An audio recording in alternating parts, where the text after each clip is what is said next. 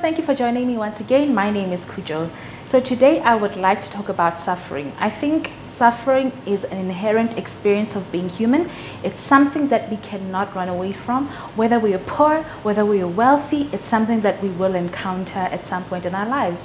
Now, the degrees of our suffering is not the same. I think it would be disingenuous of me to claim that somebody who has a terminal illness has the same degree of suffering as me. I am generally quite healthy for the most part.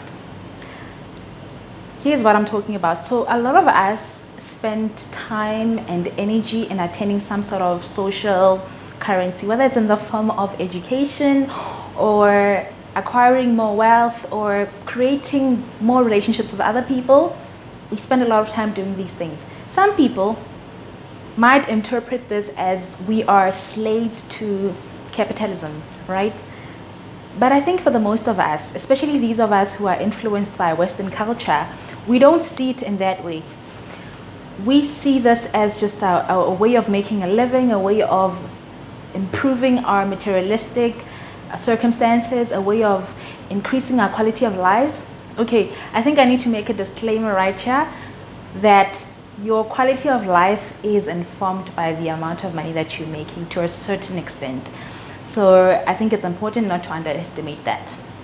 But my point is that the meanings that we place on our experiences and the meanings that we place on our thoughts about our experiences, those inform whether or not we will experience suffering and the degree to which we will experience suffering.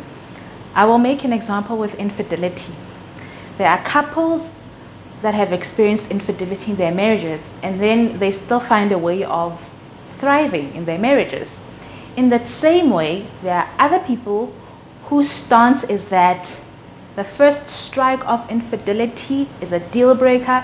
There is no way of returning back, so it's over, right? So these are quite similar experiences, but in both cases, each party has a way of placing meaning to the similar experience, and that informs the degree to which they will experience suffering. And one thing that I've been thinking about quite recently is with regards to suicide. You know, death is quite painful generally. But I think what oftentimes happens with suicide is that we are likely to want to blame ourselves for not being able to help the person to get out of their struggles, whatever it is that caused the suicide to happen.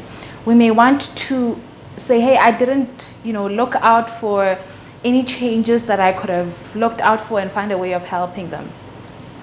However, I think there's an alternative way of looking at something of this nature, to say that in the same way that some people die of terminal illnesses such as cancer, some people will die of mental illness in the case of suicide.